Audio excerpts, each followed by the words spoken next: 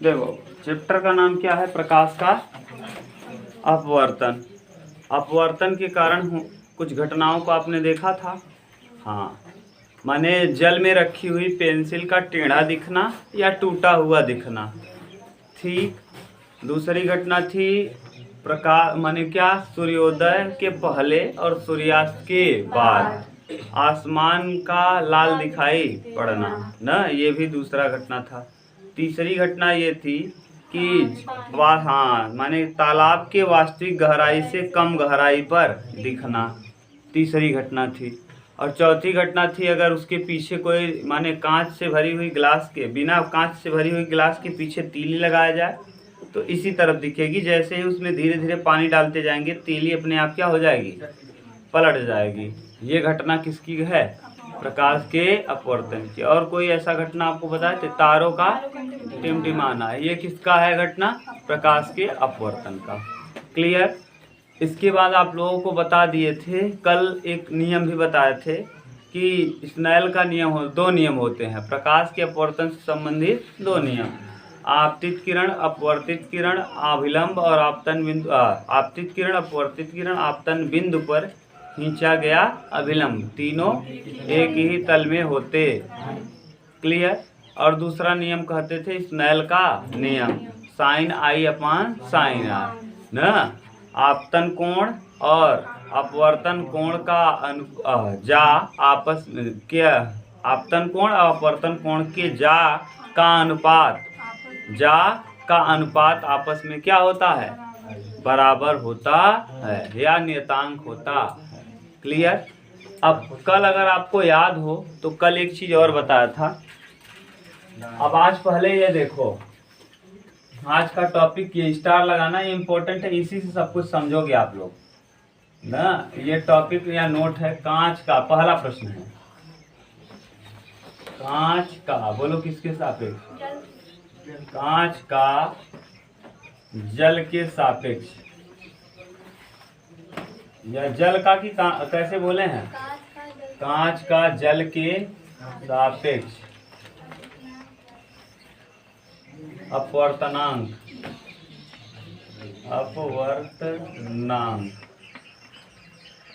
ज्ञात कीजिए, ज्ञात कीजिए। देखो पूरा दिख रहा है कि नहीं? पूरा दिख रहा है अच्छे से। ये क्वेश्चन है। कल अगर आपको याद हो तो एक चीज बताए थे 1 and 2, ठीक? 1 and 2। अब देखो अगर ये याद हो तो कल ये भी लिखवाए थे प्रथम माध्यम के सापेक्ष, हाँ प्रथम माध्यम के सापेक्ष द्वितीय माध्यम का, और एक बार और बताया था द्वितीय माध्यम के सापेक्ष प्रथम माध्यम का। इसमें ऐसे नहीं लिखवाए होंगे तो किसी और तरीके से लिखवाए होंगे। यार देखो कैसे लिखवाए हैं, नहीं शुरू में लिखा होगा, कुछ तो कुछ लिखवाए होंगे। प्रकाश का नहीं समझ में आ रहा है। प्रकाश के किरण ना का गमन, और अगर प्रकाश की किरणों के गमन पथ को उलट दिया जाए, ये बताए थे। अब देखो यहाँ कुछ मत करो, ये पहले n2 लिखो और बटे क्या लिखो? n1। ये जो 2 है ये पहले और जो 1 है वो बाद नीचे। समझ गए? और अगर कोई माध्यम न हो, अगर कोई माध्यम न हो तो हमेशा ये गुजरता है एयर से। कहाँ से? एयर से। समझ गए? अगर कोई पहले आप बताओ 1 या 2 को लिख पाओगे कि नहीं? तो लिख लोगे ये। और कांच के सापेक्ष, अब अगर कुछ नहीं दिया है तो हम एयर लेते हैं, यानी किसके सापेक्ष कहा है? An2 यानी ग्लास, कांच के सापेक्ष, तो An2 हो जाएगा। An ए अगर देखो ग्लास यानी कांच के सापेक्ष यानी ग्लास के सापेक्ष। अब कुछ नहीं माध्यम दिया है तो क्या ले लेंगे? ए। और अभी कांच के सापेक्ष अपवर्तनांक होता है 3.3/2। ये याद रखना। अब धीरे धीरे जो हम याद करवाते चल रहे हैं उसको याद रखना, ये याद रख लेना। ये जी मतलब कांच, ग्लास, ग्लास पे जो प्रकाश का अपवर्तनांक होता है ये होता है। और एक और वाटर, ये डब्लू, का मतलब क्या? वाटर। अब कोई माध्यम नहीं दिया है तो कौन सा माध्यम लेंगे? एयर लेंगे, एयर यानी हवा, ए मतलब समझ रहे हो ना, एयर। अब यहाँ क्या हो जाएगा 4/3 या 1.33, याद है कि भूल गया? याद है, यानी किसके सापेक्ष? जल के सापेक्ष। जल का अपवर्तनांक कितना होता है? 1.33। कोई दिक्कत? इसमें कहा क्या है? कांच का जल के सापेक्ष। किसका? कांच का, यानी n किसका हो गया? कांच का। किसके सापेक्ष? जल के सापेक्ष। बोलो, अभी दिक्कत हो तो बोलो। किसका कहा है? किसके सापेक्ष? जो कहे उसको पीछे और जो इसके सापेक्ष कहे उसको आगे। बोलो, कोई दिक्कत? कांच का जल के लिख पाओगे कि नहीं? लिख लोगे? किसी को प्रॉब्लम हो तो बताना। अब बताओ जरा, इस चीज को देख के बताओ। अभी आप एयर और भूल जाओ, एयर तो लगा ही लेंगे। बताओ इसमें किसके सापेक्ष कहा है? ये तो पहले क्या लिखें इसमें बताओ, उसको देख के बताओ इसको क्या लिखें पहले। यहाँ क्या है? 2 कहाँ लिख दिए हैं? ऊपर। तो यहाँ क्या है? जी, तो जी को कहाँ लिखें? और नीचे क्या है? तो NW। ये लिखने में दिक्कत हो तो फिर से देखो, यही समझना है, नहीं तो कितने लोग इसको लिख नहीं पाते। जो पीछे है उसको ऊपर और जो पहले है उसको, जो पीछे है उसको ऊपर, जो पहले है उसको। कोई दिक्कत? माध्यम नहीं दिया तो कौन सा माध्यम चुन लेंगे? ए। यहाँ हो जाएगा ए और यहाँ हो जाएगा। दोनों चीज पता है क्या आपको? हाँ, देखो कहाँ लिखे हो? ANG कितना? 3 बटे और बटे 4/3। कोई दिक्कत? ठीक से लिख दो। 3/2 ये पलटता है, 3 ऊपर जाएगा 4, ये इससे 3 तियां कितना?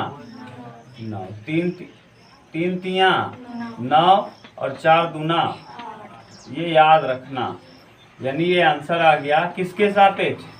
कांच के सापेक्ष जल का अपवर्तनांक। और ये पूछता है पेपर में कई बार, कांच के सापेक्ष जल का अपवर्तनांक कितना होता है?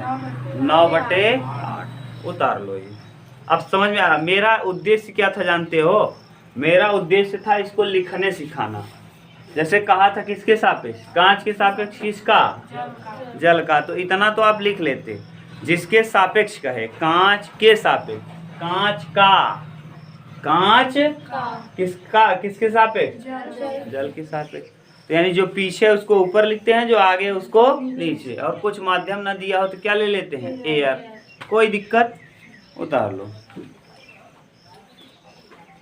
जरा देखो आप क्वेश्चन नंबर, इसका क्वेश्चन नहीं हम देख रहे हैं, ये उदाहरण नंबर 2।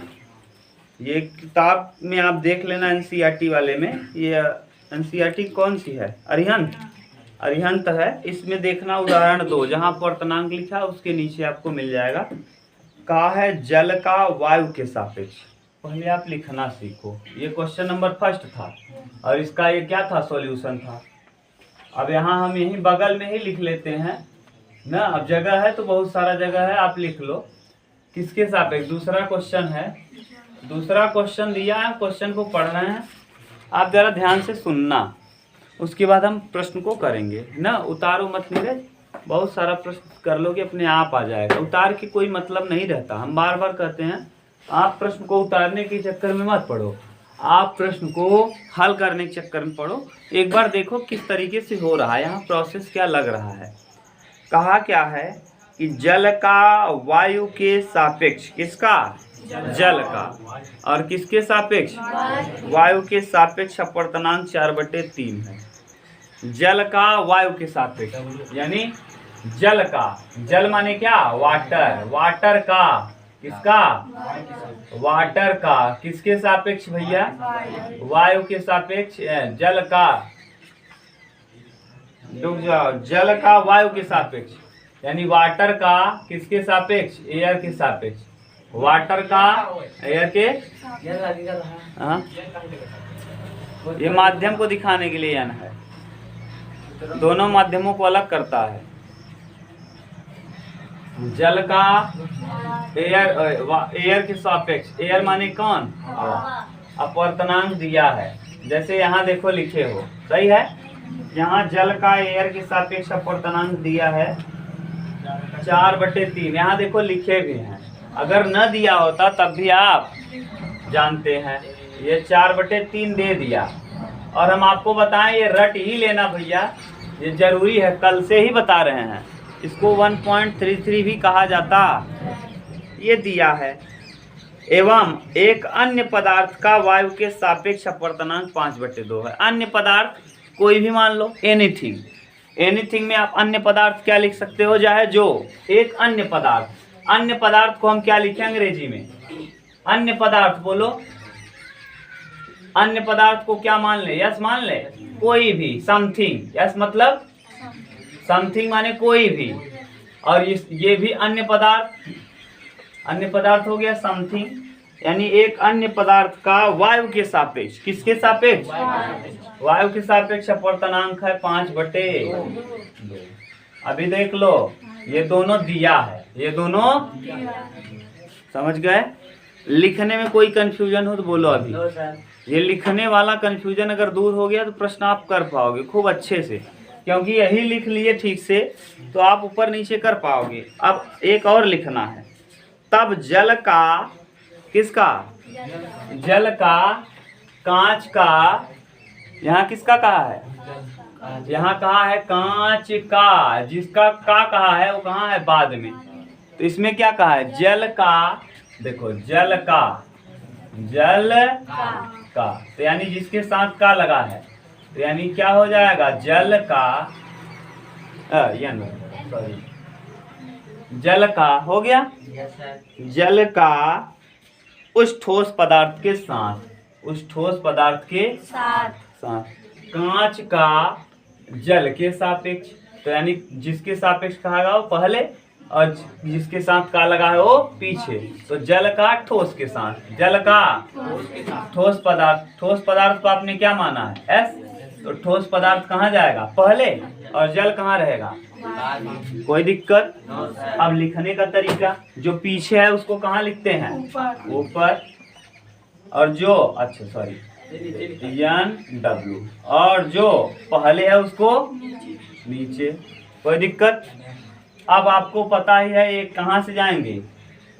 एयर, ये भी। अब आपको दोनों दिया है, क्या क्या दिया है? NW 4/3 और बटे 5/2, कटा दो। 4/3 और ये नीचे से 2 ऊपर जाएगा और 5 ऐसे रहेगा। 4 दूना 5 त्याई 15। ये प्रश्न का क्या हो जाएगा? देख लो आप, कोई प्रॉब्लम हो तो बोलो, कोई दिक्कत? खूब अच्छे से समझ में आया? ये लिखना सीख लो बस। हाँ, तुमको नहीं आएगा ना? हम जब ये समझा रहे थे क्या कर रहे थे आप? ये 2 है तो जो पीछे है उसको कहाँ लिखेंगे? ऊपर, और जो पहले है उसको नीचे। कोई माध्यम नहीं दिया, क्या लगा लेंगे? एयर लगा लेंगे। अब जब समझा रहे थे ना यहाँ, तुम क्या समझते हो मैं बोर्ड पे मजाक करता हूँ? जो शुरुआत में बताता हूँ जानबूझकर बताता हूँ कि आपका कोई डाउट न बचे एक भी। इसीलिए मैं एकदम माने जितना सिंपल हो सकता है पहले उसको तोड़ मरोड़ देता हूँ। ये जानबूझकर मैं बताया है। ये इतना बड़ा भाषा लिखने की ज़रूरत क्या थी? यही समझाने के लिए। कल इसीलिए इस प्रश्न को मैं छोड़ दिया। आप लोग सोचे होंगे सर जी लगा तो छोड़ दें। हम जानते थे इसमें कॉन्सेप्ट बताना है, टाइम लगेगा। आज देखो कुछ हम चाहते तो डायरेक्ट प्रश्न करवा देते, ऐसे ऐसे कर लो, लेकिन हमने नहीं करवाया। इसलिए नहीं कराया क्योंकि हमको आज बताना था कि अगर 1 या 2 दिया हो तो कौन 2 है, 2 को कहाँ करेंगे और 1 को नीचे। क्लियर? कुछ माध्यम ना दिया हो तो क्या लगा लेंगे? एयर लिख दिया, एयर एयर। और ये भी बता दिया कि ग्लास का एयर के सापेक्ष, ग्लास कांच का, जिसके साथ का लगा है वो पीछे और जिसके सापेक्ष कहा है वो, तो कांच का वायु के सापेक्ष अपवर्तनांक, और कांच का जल का वायु के सापेक्ष, जल का वायु के सापेक्ष अपवर्तनांक, जिसके साथ का लगा हो पीछे, तो 4/3। हमने ये प्रश्न करवा दिया। जैसे यहाँ लिखा था कांच का, कांच कांच किसके साथ का लगा है? कांच कहाँ रहेगा? पीछे। और जल कहाँ रहेगा? तो जल के सापेक्ष कहाँ है?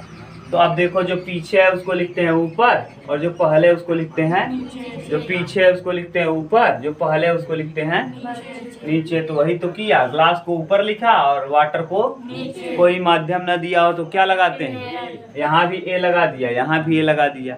यहाँ इसका पता है ANG बराबर पता है, और ANW बराबर पता है, पलट दिया।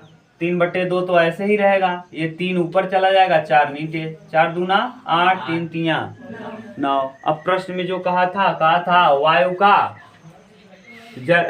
का हवा के सापेक्ष, जल का वायु के साथ। तो जल का किसके साथ का लगा है? वायु, जल के साथ। जल को कहाँ करेंगे? पीछे। वायु को कर लेंगे, ये दिया है। ये भी दिया एक सॉलिड, कोई एक ठोस। तो कोई एक ठोस को हमने मान लिया समथिंग, समथिंग माने कोई भी। तो समथिंग माने कोई, तो कोई भी ठोस है समथिंग, और एस इसलिए लिया क्योंकि सॉलिड भी कहा है, समथिंग सॉलिड।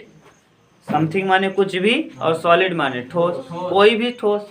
कोई भी ठोस कहा, वायु के सापेक्ष अपवर्तनांक 5/2 कहा है कि जल का, किसका? तो किसके साथ का लगा है? जल के साथ। इसको कहाँ करेंगे? और किसके साथ? कुछ नहीं, हाँ किसके सापेक्ष पूछा है? ठोस के सापेक्ष। ठोस के कहाँ कर देंगे? आगे। अब बता दिए हैं कि जो पीछे रहता है उसको, और जो पहले रहता है उसको, और कोई माध्यम न दिया हो तो क्या लगा लेते हैं? बोलो। अब ये भी पता है तुमको, ये दिया है। ये भी पता है तुमको, ये दिया है। ये 4/3, इसको पलट दिए। अब बोलो। तो जब दिमाग नहीं लगाओगी तो हम दोबारा यही बताते रहेंगे। तो कब सिलेबस पूरा होगा? कब इंग्लिश पढ़ोगी? कब हिंदी पढ़ोगी? आप लोग एक बार में समझने का प्रयास करो, नहीं तो मैं ये कह दे रहा हूँ वीडियो में आज ही, मैं सिलेबस को कंप्लीट नहीं करूँगा। सीधी बात। तुमको जितना पूछना है पूछो, यन पूछना है बार बार पूछो। मैं ऐसे ही टाइम को आप बर्बाद करवाओगे, हम करते रहेंगे। अगर ये चीज़ एक बार में समझ गए होते दोबारा एक्सप्लेन करने की ज़रूरत नहीं थी। 3 मिनट गया तुम्हारा, 3 मिनट ऐसे जाता रहेगा। एक दिन में अगर 3 मिनट गया, और अभी एक प्रश्न में 3 मिनट गंवाए हो, अगर ऐसे ही 4 प्रश्न कोई पूछ लिया तो 3 चौके 12 मिनट। 1 घंटे की क्लास में हर दिन 12 मिनट बर्बाद करो, जोड़ लो। 30 दिन में 12 तिहाई 36, 360 मिनट। और 360 मिनट का मतलब 60 मिनट में 1 घंटा। तो 6 घंटे आप बर्बाद कर दिए, यानी 6 दिन का क्लास क्या हो गया? कट गया। 6 दिन के क्लास कटने का सेंस है, नाउन आपका कट गया।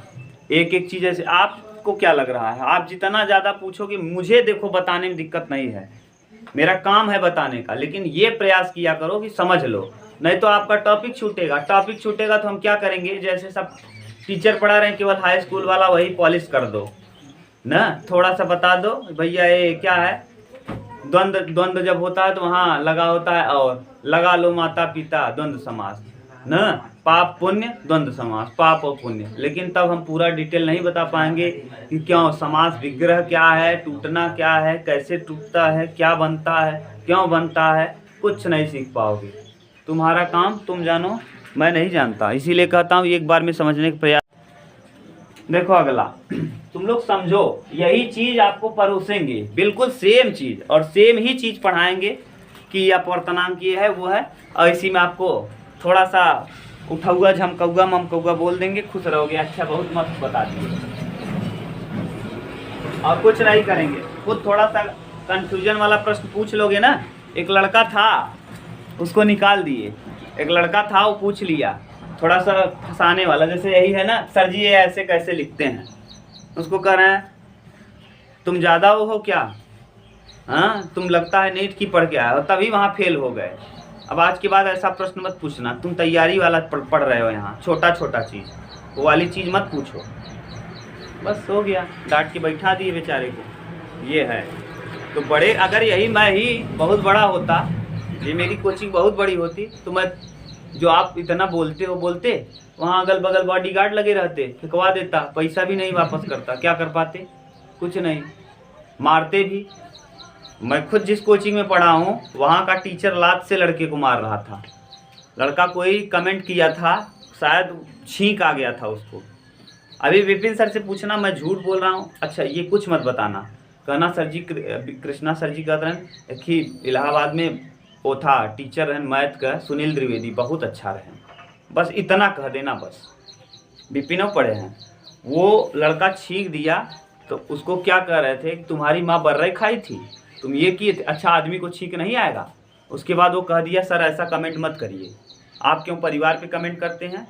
उसको वास्तव में विश्वास मानो, उसको पकड़ के निकलवा लिए और सीढ़ी से ढकेल के से लात मार रहे थे। कुछ नहीं कर पाओगे क्योंकि वो करोड़पति हैं, उनका आप तुम बाल भी बांका नहीं कर सकते। ज़्यादा उनके पास बाउंसर लगे हैं, 30-30, 35-35 हज़ार देते हैं, बाउंसर लगे, इसे फेंक देंगे उठा के, क्या करोगे। और यहाँ कितना भी ताकतवर रहो, बाउंसर को पैसा दे रहे हैं, वो लोग खा पी के शरीर बनाए हैं, कुछ नहीं कर पाओगे। ये जो इतने बड़े बाउंसर थे, रोहित नाम था, वो जो छोटी वाली गाड़ी नहीं होती उसको उठा के इधर से उधर कर देता था, मारुति जो आती है। इतना अब पूछना, अच्छा भोलू वोलू पढ़े हैं अपने गांव के, पूछना रोहित कितना बड़ा था, 7 फीट का था, इतना मोटा था कि विश्वास मानो 8-9 आदमी को इसे एक पड़ाका मार देता तो मर जाते, छोटे आदमी को मार देता मर ही जाते, इतना बड़ा था। अब विश्वास ना हो ना तो भोलू के पापा भी गए थे, वो खड़ा था बाउंड ऐसे, रवि सर से मिलने गए थे, नहीं मिल पाए, खड़ा था, कहा था जाइए परमिशन लेके आइए। अब बहुत बड़ा बाउंसर और छफेरा लिए रहते थे, बोलोगे मार देंगे सीधा, क्या करो, कुछ कर पाओ। अब दूर दूर से लड़के पढ़ने गए हैं कि वहाँ झगड़ा करेंगे, कुछ नहीं कर पाएंगे। तो यही सब है, समझते नहीं हो, बाद में फिर आप ठोकर खाओगे तब समझ में आएगा। अभी ठोकर खा के समझ लो, अभी समझ लो। अब देखो अगला देखिए, उदाहरण है 3, उदाहरण नंबर 3 है लास्ट में, जहाँ चेक पॉइंट है वहाँ है। ठीक, देखो वायु के सापेक्ष जल का, किसके सापेक्ष, वायु के सापेक्ष जल का, यानी एयर के सापेक्ष जल का, वाटर का, वायु के सापेक्ष जल का, वायु के सापेक्ष जल का, किसका, जल का, जिसके साथ का लगा होता है वो, और किसके सापेक्ष का है, एयर के सापेक्ष। जल का अपवर्तनांक दिया है, कितना है, 1/3। ये अपने मन से दिया है, ये मत सोचना कि वो वाला है, स्टैंडर्ड तो वही है जो लिखे हैं। आगे वायु के सापेक्ष जल का तथा कांच का, कांच का भी किसके सापेक्ष, वायु के ही सापेक्ष, कांच यानी ग्लास, और किसके सापेक्ष, वायु के सापेक्ष। कितना है, 1/2, 1/3 व 1/2 है।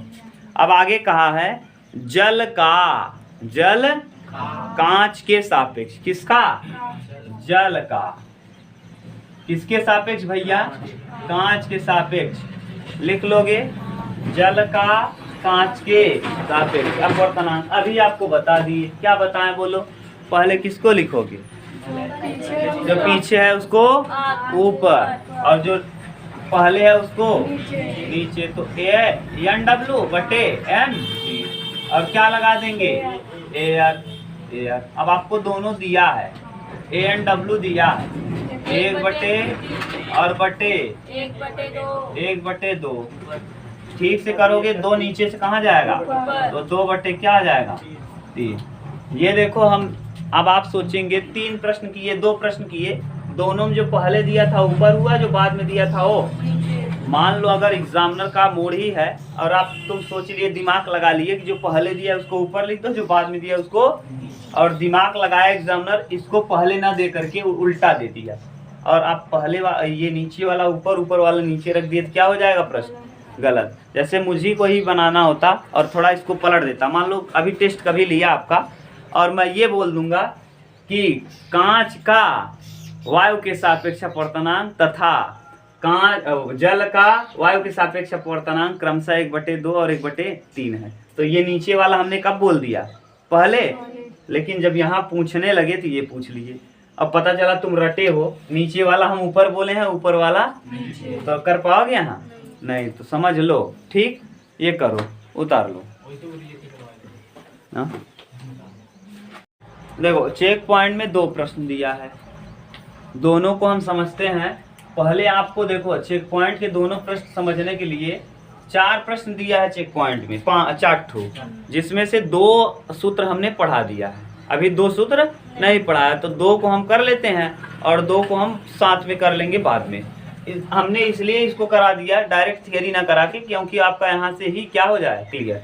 तो देखो पहला आपको ये याद करना है, जिसको कुछ नहीं याद है, जिसको जो अभी त्रिकोणमिति नहीं पढ़ा, त्रिकोणमिति छोड़ के आया है, तो साइन का मान देखो 0 डिग्री, 30 डिग्री, 45 डिग्री, 60 डिग्री और 90 डिग्री, ये सबको याद रखना है।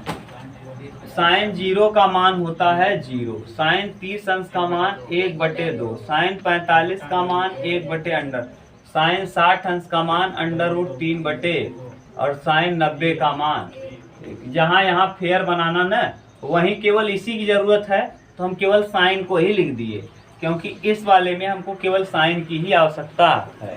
क्लियर। अब आपको स्नेल का नियम पता है, स्नेल नियम कांस्टेंट, नियतांक बराबर साइन आई अपान साइन, याद है? ये स्नेल का नियम था, अपवर्तन का दूसरा नियम था। प्रश्न संख्या पहला चेक पॉइंट का जरा देखो।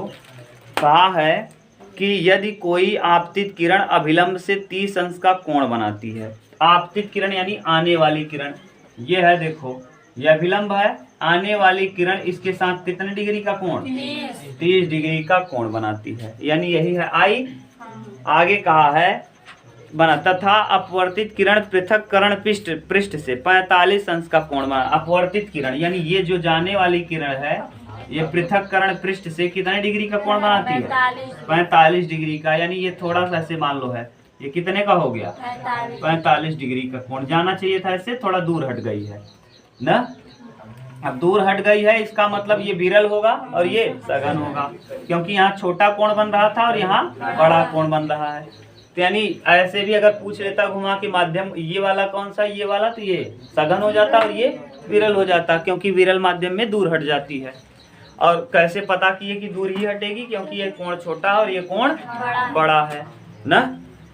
देखो ये दोनों जा रहे हैं, यही पढ़ते हैं ना, वहाँ जाएंगे लाइब्रेरी में, यही जो पढ़ रहे हो यही निकाल के पढ़ेंगे फिजिक्स। क्या मतलब है? तुम क्या कर रहे थे हाई स्कूल में? ना तो पढ़ावा है, तो यही हाल है। तब क्या है, जब खुद ही नहीं पढ़े हैं तो दूसरे की पढ़ाई को जिंदगी नाश करी। चलो आगे देखो, 45 डिग्री, इसका मतलब इसका मान कितना है? 8।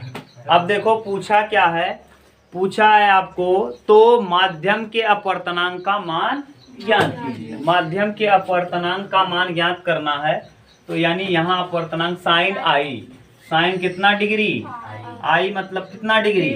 30, ये आई कहलाता है। और ये वाला क्या कहलाता? तो आई का मान है 30 डिग्री। और साइन आर मतलब 45, तो 30 डिग्री का वैल्यू जरा देखो, 1/2 और 45 डिग्री का वैल्यू 1/√2। ठीक से लिखो इसको। ये नीचे वाला कहाँ जाएगा? √2 अपान, नहीं समझ में आया क्या? ये नीचे से चला जाएगा यहाँ और इसका गुणा हो जाएगा, तो 2 का 1 में करेंगे √2 और 2 1 क्या? अब अगर हम रूट से कोई चीज बाहर है तो मैथ में कई बार बता दिए, इसको कितनी बार रूट में लिखा जाए? एक √2 ऊपर रहेगा ही, और इस √2 को हम कितनी बार? 2 बार। एक बार ये क्या होगा? कट जाएगा, तो बचेगा ऊपर कितना? 1, और नीचे बच जाएगा √2। तो यानी इस प्रश्न का जो अपवर्तनांक होगा वो कितना होगा? 1/1/√। उत्तर मिलाओ चेक पॉइंट में क्या दिया है, बगल में ही उत्तर दिया होगा, 1/√2 दिया है। बस बताओ इसमें क्या कंफ्यूजन था, क्या बहुत बड़ी बात थी? कुछ नहीं, पढ़ा दिए हैं, सब कुछ वही है, लेकिन करो तब तो, उतार लो। एक और है चेक पॉइंट में, उसको भी बता देते हैं। अभी देखो क्या मतलब है, किसी को परेशान मत करो। आप लोग पढ़ने लिखने का मतलब अपने परिवार को भी, मैं नहीं कह रहा हूँ अपने माता पिता को गाली दो, अपने माता पिता को भी परेशान ना करो ना। आपका ये दायित्व है, आप लोग पढ़े लिखे इंसान, ये नहीं कि मूर्ख हो। पढ़े लिखे इंसान और जो अनपढ़ होते हैं, आजकल ज़्यादा समझदार अनपढ़ ही हो गए हैं। देखो आप लोग कभी देखो, एक दो तीन चीज़ करना, कभी भी रेहड़ी वाले जो होते हैं, रेहड़ी यानी जो बेचारे ठेला लगा के बेच रहे हैं, जो सब्जी बेच रहे हैं, उनको कभी मत परेशान करना। आदमी को देखते हैं शोरूम में चला जाएगा, वहाँ 1 रुपये 2 रुपये नहीं छुड़वाएगा, लेकिन जो आदमी बेचारा सड़क पे ठेला लगा के बेच रहा है, वो अपना तिजोरी भरने के लिए नहीं कमा रहा है बेचारा, वो अपना पेट भरने के लिए कमा रहा है। जो तिजोरी भरने के लिए कमाते हैं उनसे आप नहीं छुड़वाओगे। शोरूम में जाओगे, 300 रुपये कपड़े का, वो 500 रुपये ले लेंगे, आप खुशी खुशी दे दोगे। क्यों? क्योंकि वहाँ लिखा है एकदम फिक्स रेट। और जो बेचारा ठेला लगा के या सब्जी का दुकान बेचारा सजाया है, नीचे कुछ पता नहीं कितना गंदगी है, उस बेचारा साफ किया, चहला हटाया। अभी यहीं देखो पाइप डल रही थी, पूरा तोड़ दिए थे। वहाँ बेचारे लोग परतार के वहाँ बिछाए हैं। अब आलू 40-35 रुपये, 40 रुपये या 35 रुपये किलो, 30 रुपये में है। अब आप गए 29 कर दीजिए, 30 में है तो 29। उससे बेचारा वो अपना तिजोरी नहीं भरने के लिए, अपने परिवार का पेट पालने के लिए कमा रहा है बेचारा। तो उससे छुड़वा के क्या करोगे? इतना कमाओ कि ऐसे लोगों से छुड़वाना न पड़े। आप लोग क्या क्या समझाएं, बोलो? समझदार बनो यार। और ऐसे लोगों को कभी सताना भी नहीं चाहिए। ऊपर वाला देखता है बहुत। ये लोग सोचो अपना, मेरे ही भाई लोग अगर गए हों, अगर यही काम करते हों, तो सोचो कितना कमाते होंगे। केवल परिवार चल पाएगा, पेट चल पाएगा, कि तिजोरी उनकी भर जाएगी? कभी नहीं भरेगी भाई, इतना महंगाई है। समझ गए? चलो देखो नेक्स्ट क्वेश्चन नंबर नेक्स्ट है चौथा। 2-3 हम अभी नहीं करवाएं भैया, तो आगे जब करवाएंगे देख लेना। लेकिन आप इसको समझो, वायु के सापेक्ष जल, वायु के सापेक्ष जल यानी किसके सापेक्ष का है? वायु। वायु रहेगा पहले, सापेक्ष किसका? जल। तो वायु के सापेक्ष किसका भैया? जल का।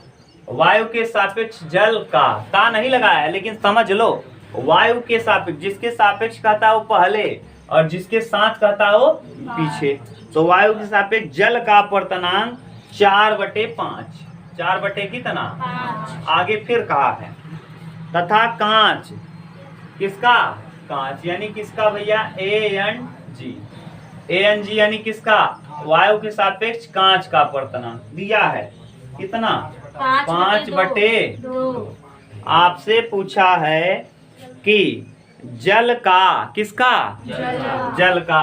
तो यानी जल जिसके साथ का लगा है पीछे, और जिसके सापेक्ष कहा है जल का, जल का कांच के सापेक्ष। किसके सापेक्ष? कांच यानी ग्लास, W यानी वाटर, वाटर का कांच के सापेक्ष अपवर्तनांक। तो अब बताओ, अब लिखने का तरीका सिखा दिए हैं। जो पीछे है उसको ऊपर और जो पहले है उसको नीचे। ये लिख देंगे। अगर कुछ नहीं दिया है तो क्या ले लेंगे? एयर। एयर सही है। एयर, ए मतलब एयर, एयर माने हवा। अब ANW का वैल्यू पता है 4/5। 4/5 और ANG का वैल्यू पता है 5/2। जरा करो इसको, 4/5 इंटू 2/5। 4 दूना 8, 5 पचे 25। ठीक, उतार लो, उत्तर भी मिला लो अपना। सही है। अब मुझे